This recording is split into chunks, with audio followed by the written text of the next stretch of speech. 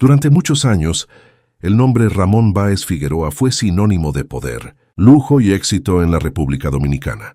Era el heredero de una de las familias más influyentes del país, el hombre que parecía tenerlo todo: fama, contactos, dinero y una imagen de empresario visionario. Pero detrás de esa fachada de grandeza se escondía una historia llena de secretos financieros, decisiones arriesgadas y movimientos que marcarían uno de los capítulos más polémicos en la historia económica del Caribe. Este documental explora la vida y las acciones más controversiales de Ramón Báez Figueroa, el hombre que pasó de ser un símbolo del éxito a convertirse en el rostro de uno de los mayores escándalos financieros de la República Dominicana, el caso Baninter. Una historia donde el poder, la ambición y el exceso se mezclan en un cóctel que terminó afectando a miles de familias y cambiando para siempre la confianza en el sistema bancario nacional. En los años 80 y 90, la República Dominicana experimentaba una etapa de modernización bancaria. El país comenzaba a abrirse al crédito, la inversión y la tecnología. En ese contexto, Baninter, Banco Intercontinental, surgía como una institución moderna, innovadora y atractiva para los dominicanos que querían un banco diferente, más internacional, más elegante, más ambicioso. Ramón Báez Figueroa vio en Baninter la oportunidad de convertirse no solo en un banquero, sino en un símbolo nacional de éxito financiero. Bajo su liderazgo, el banco comenzó a expandirse rápidamente. Publicidad masiva, presencia en medios, campañas lujosas y una imagen de poder absoluto hicieron que Baninter se convirtiera en el segundo banco más grande del país. Pero detrás del brillo había un sistema que muchos años después sería descrito como una estructura llena de irregularidades. Lo que parecía ser un crecimiento sólido estaba sostenido por decisiones financieras que, con el tiempo, se volverían imposibles de ocultar. Ramón Báez Figueroa no era un empresario común. Su estilo de vida lo reflejaba todo: residencias impresionantes, automóviles de lujo, viajes en aviones privados y fiestas donde asistían figuras del espectáculo, la política y el empresariado. Su personalidad carismática lo hacía el centro de atención. Se movía como una celebridad, y su banco, Baninter, se convirtió casi en una extensión de su ego. Báez Figueroa entendía el poder de la imagen, apoyaba medios de comunicación, patrocinaba eventos deportivos y culturales y se aseguraba de mantener una relación cercana con los altos círculos del país. Sin embargo, muchos comenzaron a notar que su estilo de vida parecía ir mucho más allá de lo que un banquero promedio podía sostener con ingresos legítimos. Las preguntas comenzaron a surgir. ¿Cómo era posible que un banco local financiara tanto lujo personal? ¿De dónde salía tanto dinero para mantener un ritmo tan alto de gasto? Con el paso del tiempo, algunos dentro del sistema financiero comenzaron a advertir señales extrañas, cifras que no cuadraban, balances que no se ajustaban y operaciones internas difíciles de justificar. Pero la influencia de Báez Figueroa era tan grande que pocos se atrevían a cuestionarlo directamente. A medida que Baninter crecía, también crecía el número de operaciones internas sin explicación clara. Diversos informes más adelante revelarían que dentro del banco existía un sistema paralelo de contabilidad, una estructura diseñada para ocultar pérdidas y aparentar ganancias. Mientras los clientes veían un banco sólido, con tecnología de punta y servicios de primera clase, detrás de los servidores se escondía una red compleja de movimientos financieros difíciles de rastrear. Este sistema permitía presentar balances atractivos a los reguladores, pero no reflejaban la realidad económica. Había cuentas ocultas, transferencias cruzadas, pagos sin justificación comercial y operaciones internas que no seguían las normas bancarias tradicionales. Todo esto fue acumulando una enorme diferencia entre los activos reales del banco y lo que se mostraba en los reportes públicos. Durante años, esa diferencia fue creciendo sin que nadie actuara. Los auditores confiaban en los documentos oficiales y los inspectores del sistema financiero no siempre contaban con los recursos o la independencia suficiente para investigar a fondo. Banninter se convirtió en un gigante con pies de barro, sostenido por la confianza pública y la imagen impecable de su presidente. Mientras tanto, Ramón Báez Figueroa continuaba expandiendo su influencia.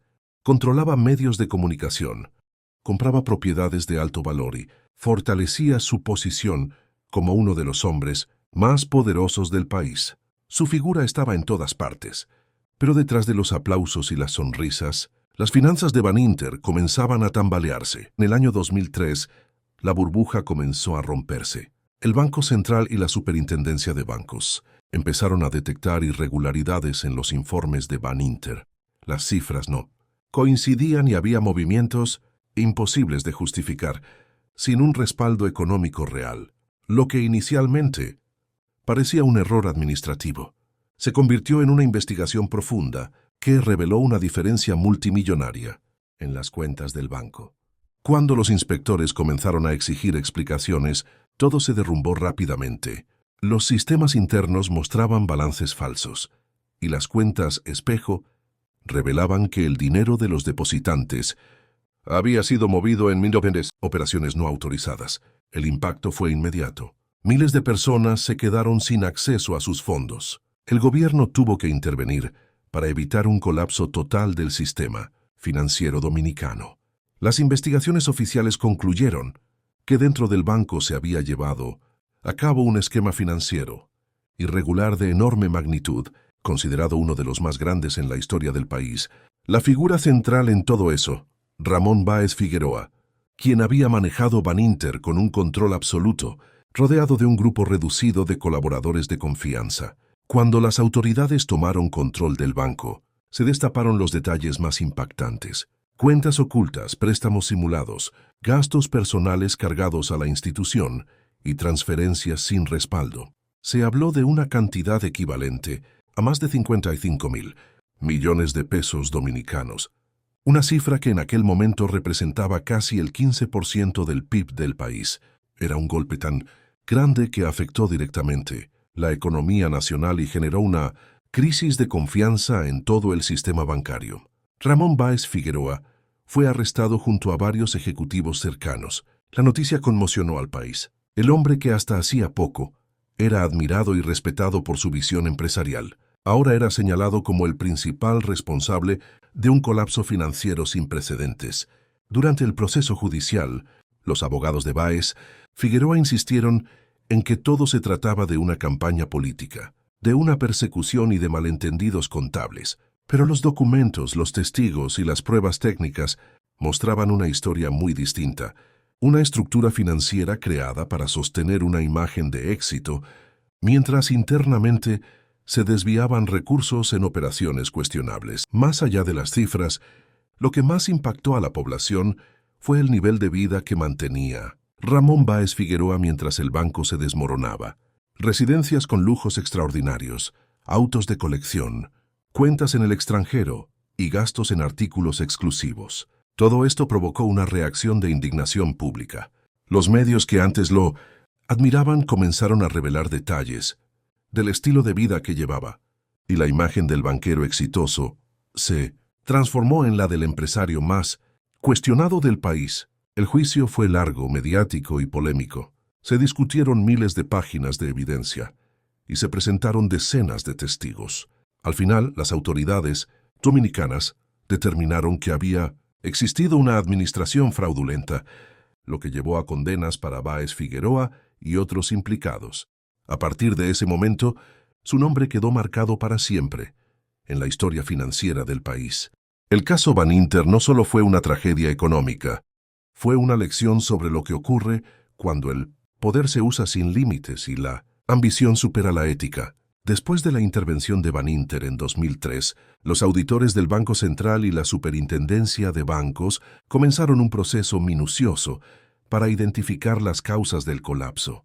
Lo que encontraron fue un entramado financiero extremadamente complejo, compuesto por más de 40.000 cuentas alteradas, registros duplicados y sistemas informáticos modificados para esconder pérdidas. Los investigadores descubrieron lo que describieron como una contabilidad paralela, un sistema secreto, dentro del banco que no reportaba a las autoridades financieras. Allí se manejaban cifras millonarias que no aparecían en los balances oficiales. El objetivo, según los informes, era mantener la apariencia de solvencia, mientras el dinero real se destinaba a operaciones privadas, inversiones arriesgadas o gastos que no pertenecían a la institución. El monto final de las irregularidades fue estimado en más de 55.000 millones de pesos, una cifra que provocó pánico financiero y llevó al gobierno a tomar medidas de emergencia para evitar una crisis bancaria general.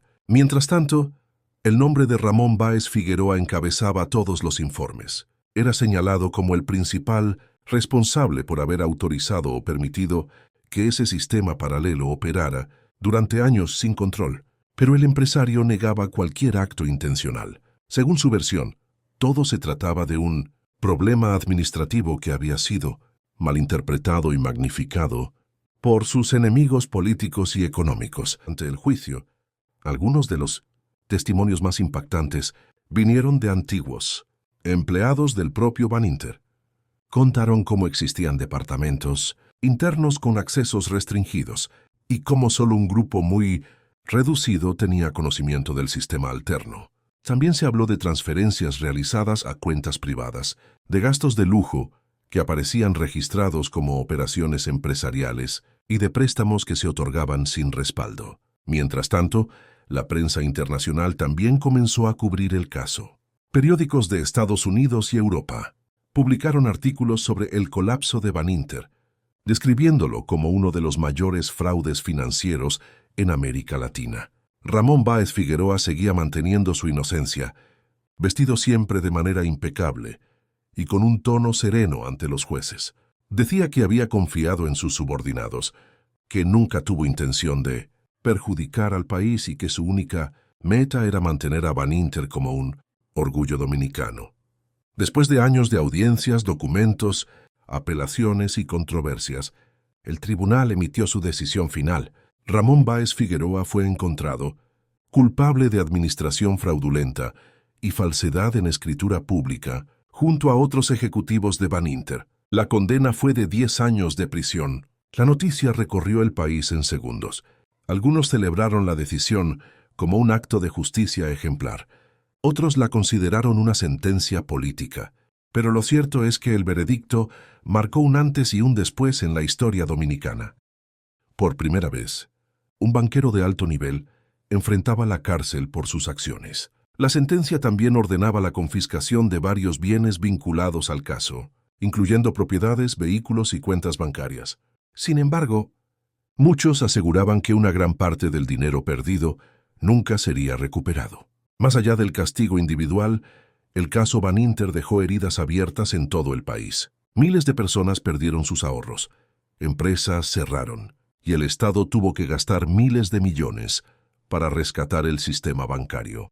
El gobierno incluso tuvo que recurrir a préstamos internacionales para estabilizar la economía. La crisis cambió para siempre la forma en que los dominicanos veían a sus bancos. A partir de ese momento, se implementaron nuevas leyes de supervisión financiera, controles más estrictos y mecanismos de transparencia.